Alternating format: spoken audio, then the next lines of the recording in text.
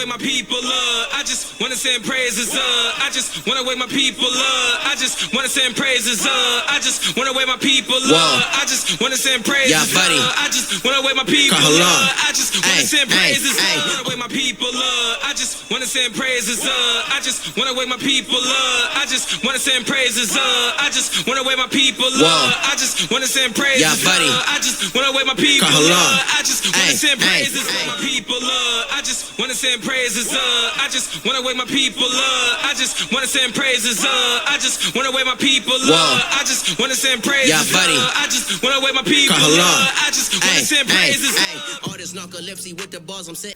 Hi and welcome back. So glad that you could join me on today. Let me just start off by saying I do not believe in hate of any type.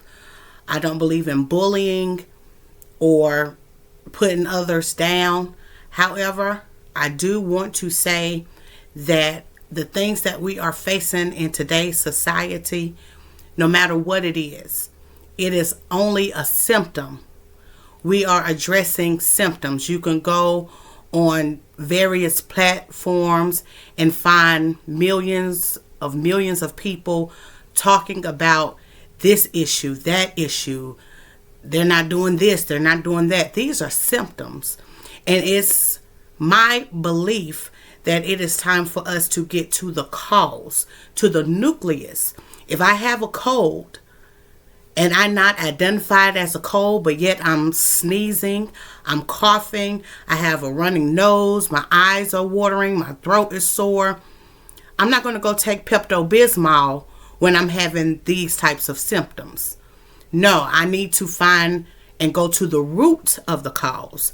And going to the root will take me to discover that I actually have a cold. And so I will go to the store or work up some remedies, some home remedies to treat those symptoms, because they are only symptoms, but we have to learn how to get to the cause. And that even works in today's society, what we are going through in today's society. Now, some may not agree. I'm not looking for people to agree, but we have to have a common ground on why things are the way that they are. And so it's very important that we get to the nucleus, that we get to the center of what is causing these issues. Now, today's topic is not going to be a popular one. However, we are to show everyone love and kindness.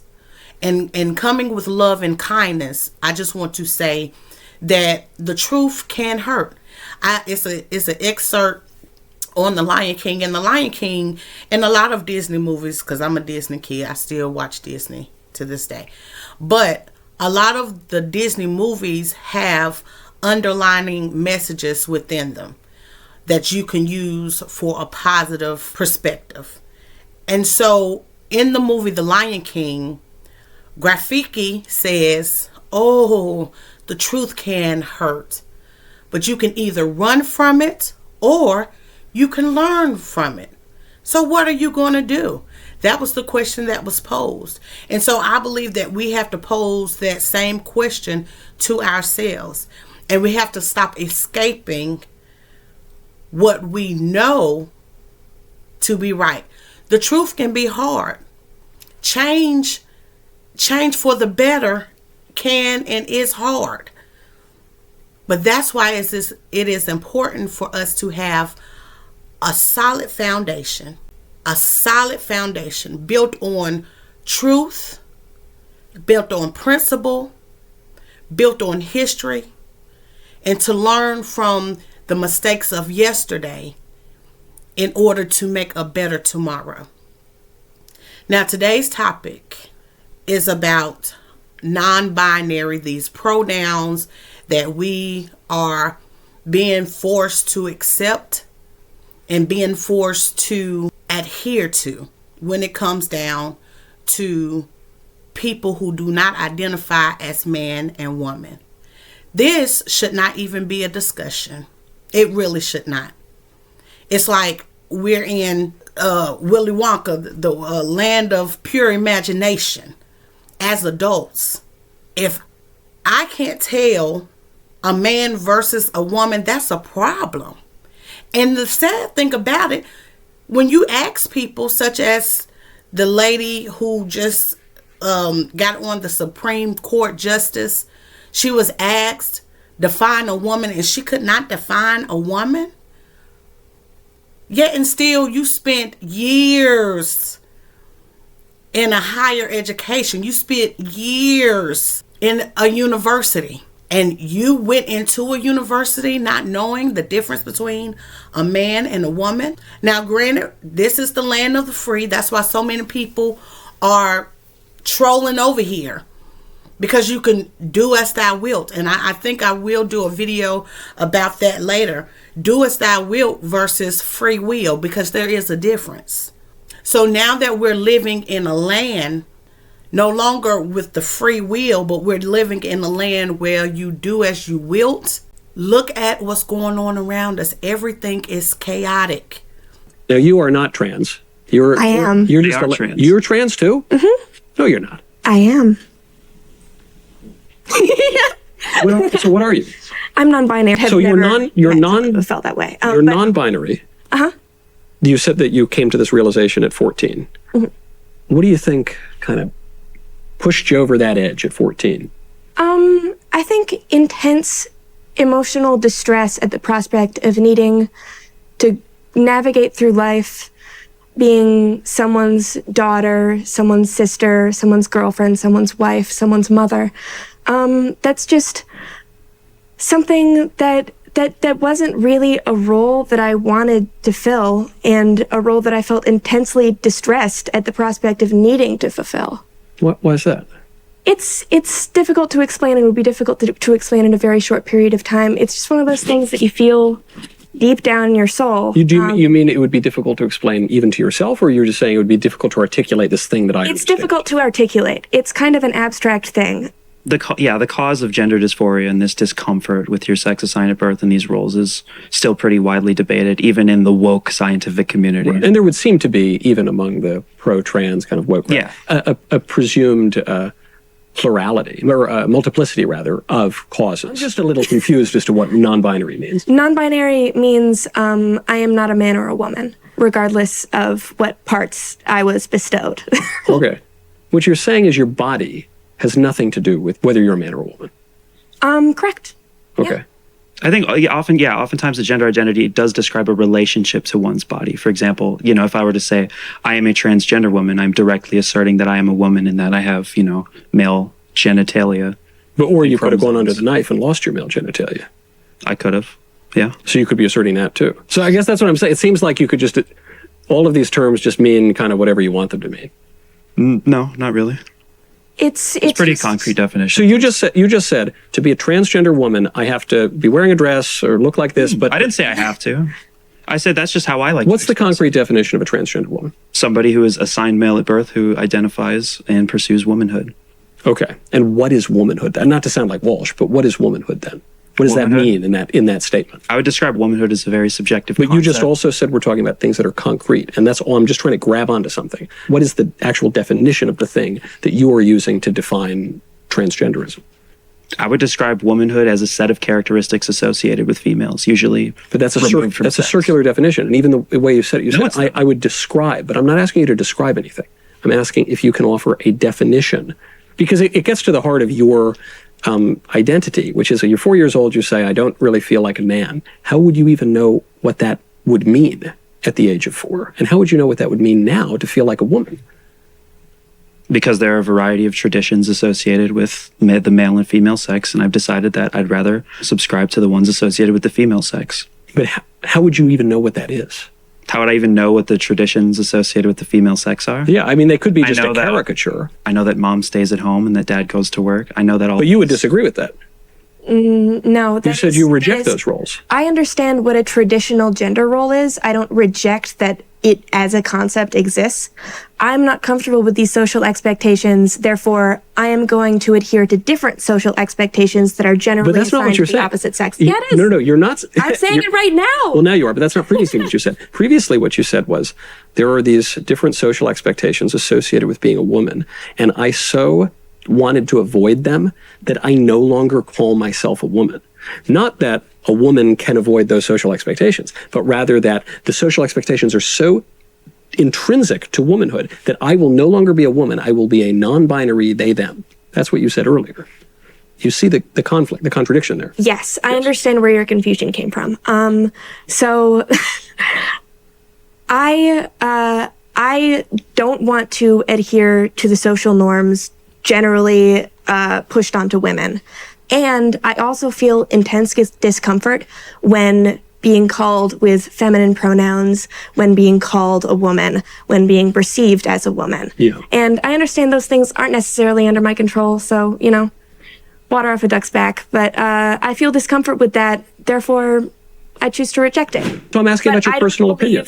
That anyone should be forced to give up their bodily autonomy to save the life of another person, even if you're considering a fetus to be a baby, even if you're considering even if it is a person from the beginning. So then why did you bring up the personhood thing? You just said, look, I would... That's how I feel. But I don't believe that the way that I feel should necessarily decide what other people do with their bodies and their lives. You don't think that your conclusions are sound? You don't think that you perceive the truth? I'm just not... You don't think your logic is too good? I think that believing that my perspective is universally correct, I think that that's hubris. I'm a human being. But you came here to tell me that my views are wrong and your views are right. I do believe that people have the right to self-determination very firmly. But you would force me to live in a society that tolerates abortion. I don't think that you're being personally affected by that. It's not affecting your right to self-determination. It's not affecting the way that you live your life. Right. So you're forcing me to base my political judgments on your conception of self-determination. Don't you think that's a little coercive? Isn't that a little bit of hubris that you're showing here? Well, this is odd. Wait, I'm not even I'm not sure you're saying much at all. Could you repeat what you were saying? Try and be more specific. Yes, you previously said that it's a demonstration of pride and hubris for you to take your own personal judgments and impose them and universalize them to everyone else. And then in the very next breath, you said that your views of bodily autonomy and self-determination ought to apply to everyone, and we all ought to abide by them. That's why you came here to tell me that I'm wrong and you're right. And it's because we are in that type of bubble to where you can do whatever you want to. I'm a pony. I'm a pony. I'm a pony. You could do whatever you want to do and be whoever you want to be. And the truth is now accepted as a lie. And a lie is now accepted as truth. There was an incident that took place on last week at my daughter's school. I'm not going to say the school's name. The student was terribly wrong for assaulting a teacher. However, just about 3 months ago, I did enroll my daughter back into the public school system. So I had no choice. She hadn't been in public school within the last 3 years.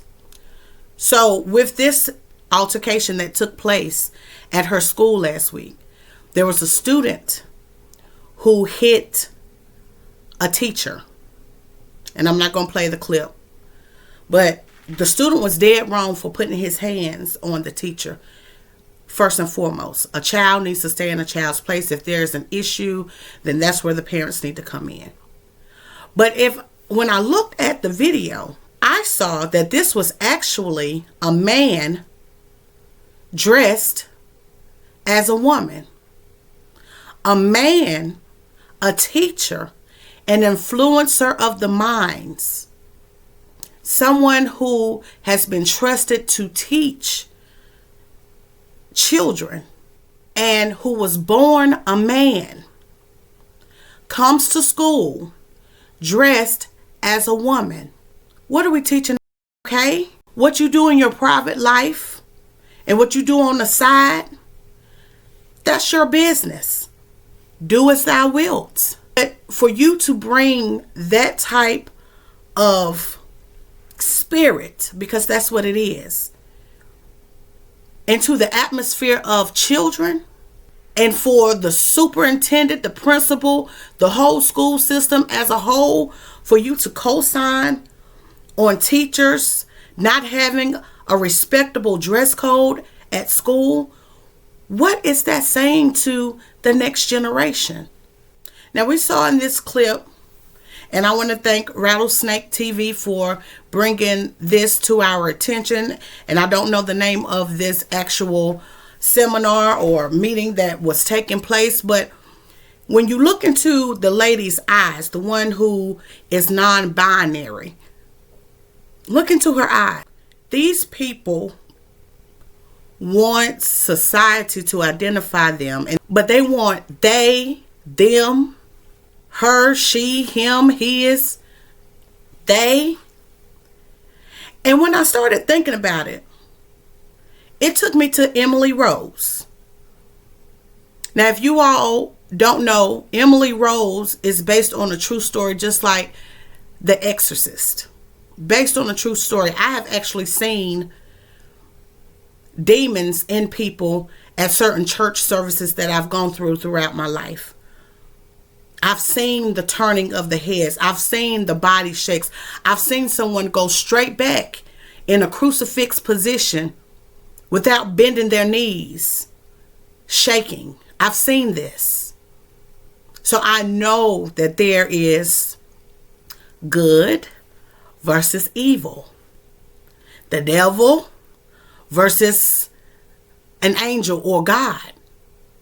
And these things feed into us. What we eat, what we see, what we take in, we're feeding our spirit, whether it be a good thing or a negative thing. But we must pray and really stop co-signing for this type of behavior. This is an illness. This is a sickness. And it's not meant to discount, and it's not meant to harass anybody. These people are sick. Whether it's mental sickness or abuse, these are what we call symptoms. But the nucleus, the origination, is demonic. When you look at, and I will place it in there, but when you look at the representation of Belial or Baal, the god, the serpent, you see a man figure. He has a male figure, but he has breast, and he has a goat's head on him. But his body, his physique, you could tell it's a male physique with breast. This is a demonic spirit. It's evil. And you're falling under the do as thou wilt. They need help. Spiritual help. I'm not talking about giving them synthetic drugs and forcing them to take synthetic drugs, because that's only treating a symptom. We need to get to the nucleus. They're sick, sin sick, involving themselves in different pleasures. This is a darkness. It's evil. Evil is rampant throughout the nation today. And it's because we oh, it's okay. They're free to do whatever they want. If that's what makes them happy. But even when they transition, even when they've done all that they could humanly do, there's still a void there. They're still fighting within. And that's because it's a spiritual battle. This is a spiritual wickedness. And it's high time that we stop beating around the bush and we start interceding for these people. And not only for these people, but these people that are in leadership that co-signs on this. With homelessness, with lack of job opportunities, with the abuse of children, with human trafficking, and all of these issues that we have the power to change, that is not a priority. But what someone wants to be sexually, what someone wants to identify themselves as, that's top priority. But I want to thank President Obama for allowing all of this to happen. We thought that you were going to come in and make a change for everybody. You had the opportunity and the power to make a difference. And out of all the groups, minority groups, because I hate that word now, especially when it pertains to black people. But out of all the minority groups that you could have helped out, you fought, you signed into law, and you made it law for these things to come about. So thank you, President Obama. Now our children are not getting educated in math, science, history, and English, language arts. They're now being educated by instructors that don't even know who they are. So my hat go off to you. I really wish that they will take "In God We Trust" off of our money, because it's a lie. The God of the universe, the creator of all things, and told you how he made it and how he did it, the creator is angry. Yes, he's a God of love, but he's also a God of wrath. And we can continue to do as we wilt, but there will be consequences, and we are seeing the beginning of those consequences. Please like, share, and subscribe, and I will see you in the next video. God bless. I just wanna wake my people up. I just wanna send praises. Y'all see mass murders, false prophets, war rumors, say you woke, but you still sleep. Pestilences and earthquakes in diverse places, but you still sleep. Acting like you love knowledge, but I know you really don't feel me. Fake woke people kill me. About to kill this beef, forgive me.